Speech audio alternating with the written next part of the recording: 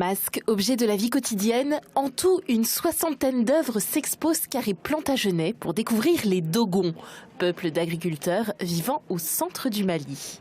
Très intéressant par leur richesse des symboles, de croyances ethniques.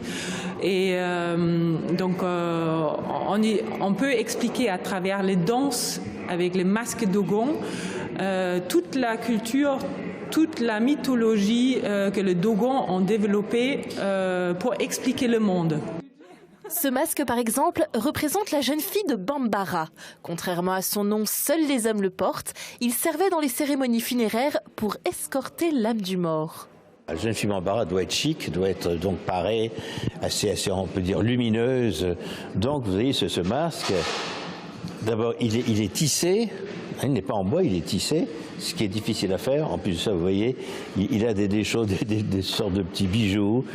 Confiée à la ville du Mans, cette collection permet de dépoussiérer le regard du public sur l'ethnologie et de mettre en avant les peuples premiers, ces tribus qui disparaissent peu à peu. Un véritable cadeau pour Jean-Claude Boulard, passionné d'ethnologie et qui avait justement rencontré le peuple Dogon voilà 50 ans. Un immense collectionneur nous lègue, nous met en dépôt pour tout le temps.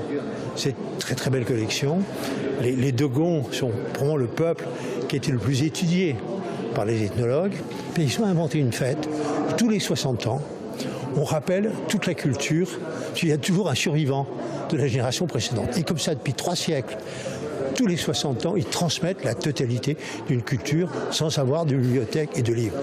Toucher du mille, agir sur des hologrammes de masques, écouter l'arbre à palabres avec des paroles de spécialistes dans les calebasses.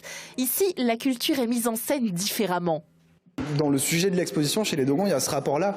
Il y a ce rapport-là au sensible en permanence. Et le fait de montrer des objets comme ça, sortis de leur contexte, qui depuis 30 ans sont dans des entrepôts, en fait, ça représente pas ce que ces objets étaient pour les Dogons. Donc l'idée, c'était de ramener un peu de vivant, parce que ces objets, s'ils n'ont pas utilisé, ils n'ont plus de sens pour eux. Des ateliers pédagogiques autour des masques seront proposés dans différents quartiers pour éveiller la curiosité du public. L'exposition est à découvrir jusqu'au 24 septembre.